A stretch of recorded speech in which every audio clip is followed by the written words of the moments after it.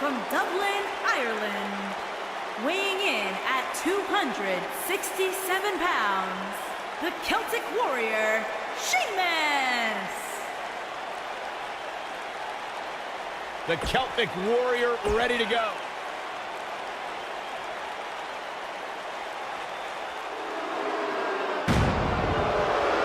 Back down the hatches! It could be that time.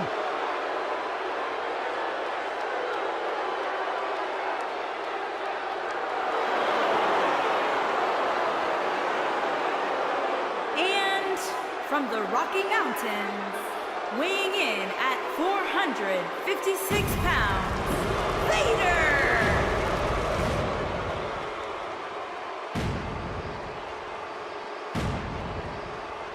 That is a scary human being. It's like he's possessed. Yeah, but what's more terrifying is the agility that this big man possesses.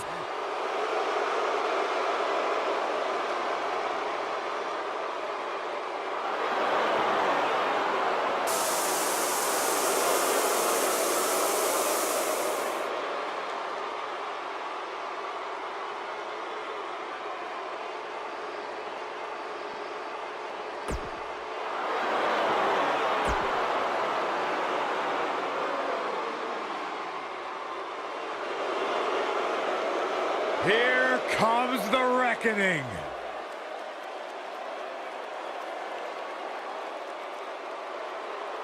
That is a scary human being.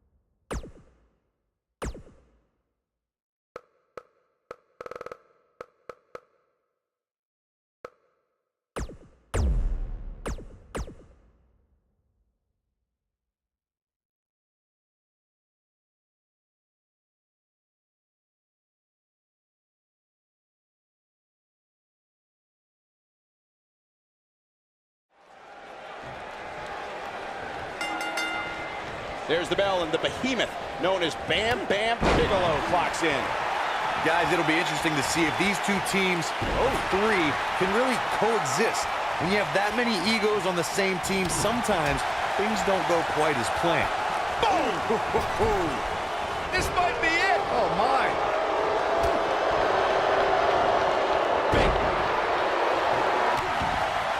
What a stomp. Good grief.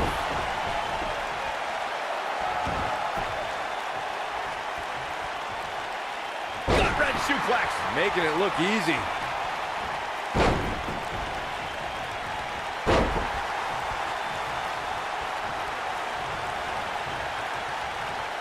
Bam Bam Bigelow had quite the life in his hometown of Asbury Park, New Jersey.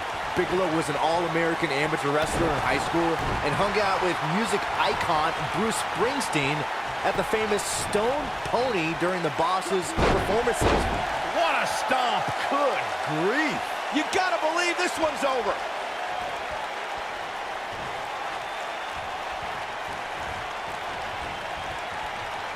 Bam Bam Bigelow had an interesting background before he entered the squared circle.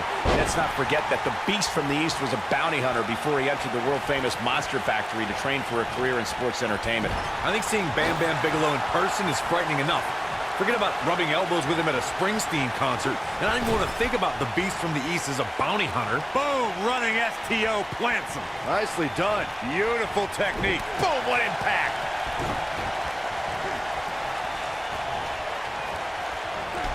Shot block. In 2016, the New Day found themselves in the middle of a sick and twisted rivalry with the Wyatt family.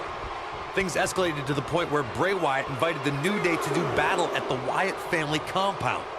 New Day accepted, but what followed was something no one expected or will ever be able to forget.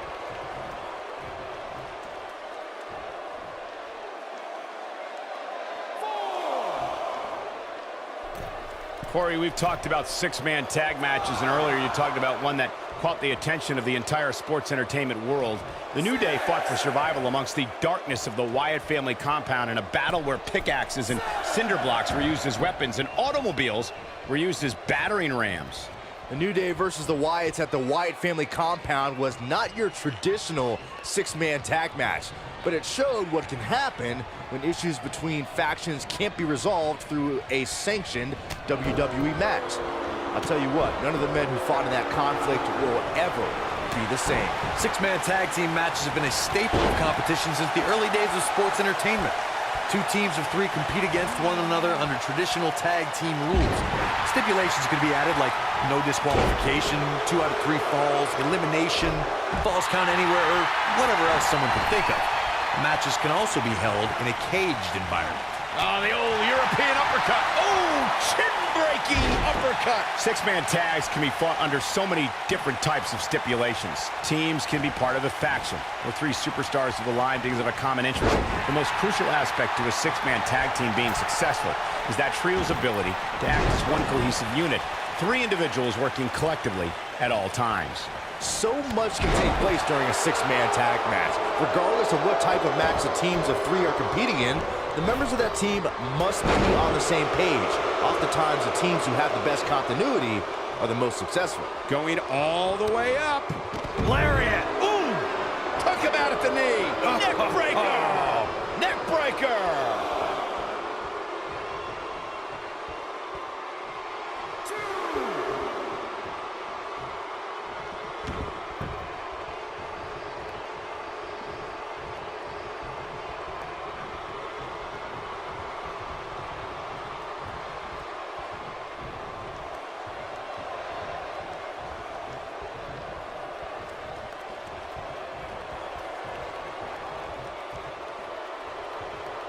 When it comes to Braun Strowman, Corey, I'd say the Monster Among Men has become the most destructive WWE superstar in history, and in short order. Yeah, Braun Strowman definitely takes inflicting pain to a whole new level, but he's fine with destroying inanimate objects too, especially vehicles.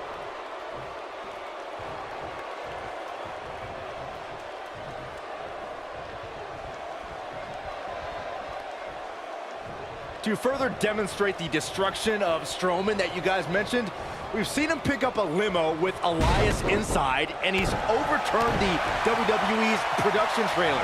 And at WrestleMania, he crushed a parade float. And then there's the wonderful moments where Braun mixes destruction with pain. Before their Royal Rumble match, Braun used a grappling hook to pull a giant lighting rig onto Kane and Brock Lesnar. That's why we now have a no grappling hooks backstage policy. Scoop slam! What a stomp! Good grief. Headbutt. Harsh impact. Ooh, what impact. Tossed around like a rag doll. Nailed it. Oh, what a crash.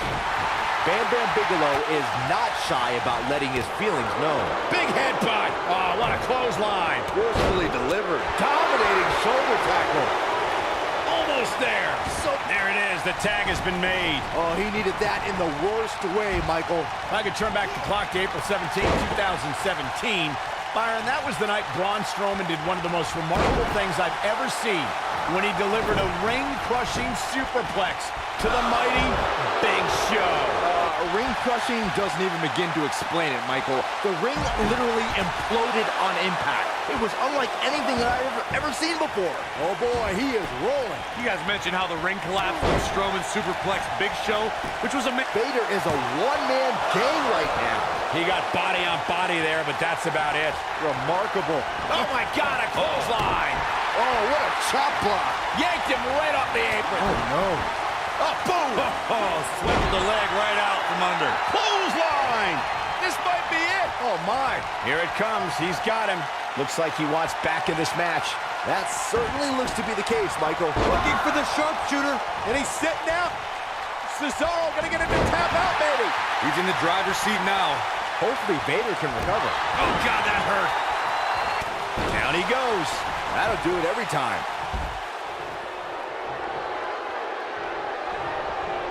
Vertical suplex. Nice. Sheamus looking a little bit uneasy here. And you know all three, the super power slam. Didn't have to dig very deep to kick out of that one. The Swiss cyborg refusing to be shut down. That's what Cesaro's all about. Oh, man, a mastodon-sized choke slam. But he's got to capitalize now. The night could be over for Cesaro. He's stalking his opponent from the top turn. Oh!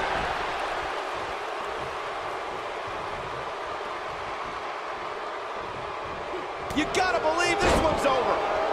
I think we're about to see a high-risk move from the top rope. Look at this. Beautiful technique.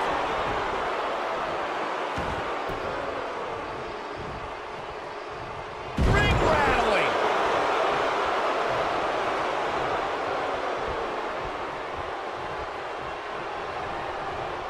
German suplex spike.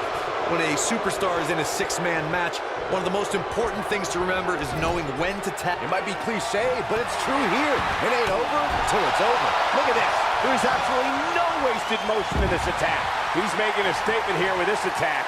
Well, he's tapped into a power source I wasn't sure he had. See if he can keep it going. Vader looking to attack from the ropes. Boom! Incoming. Corey, you spoke about when a superstar is in six-man action and how crucial it is that they have the presence of mind to realize when they need to tag out. Not everyone who competes as part of a six-man team has the ability to do that. We've seen many times over the years that a superstar's inability to do that has cost their team the match. We've also seen over the years that not all superstars play well with others. Some competitors are so dedicated to singles careers that when they are put in a six-man team, they become a bit lost.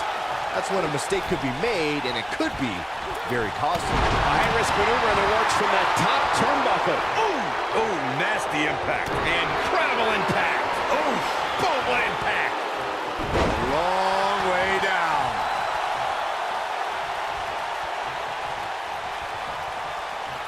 Beautiful technique. And look at... What incredible power! Wow, what a vertical suplex.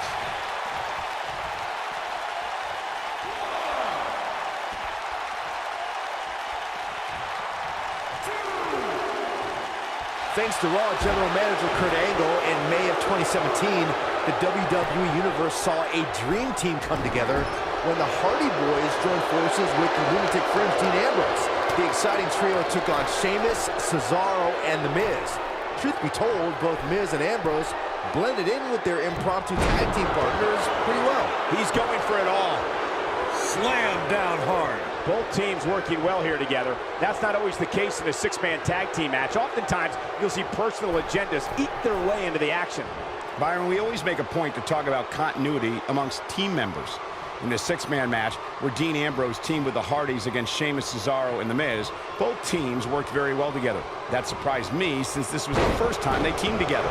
But there was something that night about the lunacy of Dean Ambrose fitting perfectly with the Daredevil Hardy Boys. I've got to say, I had goosebumps for a week after the Hardy Boys returned to WWE at 2017's WrestleMania. During that six-man on Raw, Team Extreme formed an effective trio with that lunatic Dean Ambrose.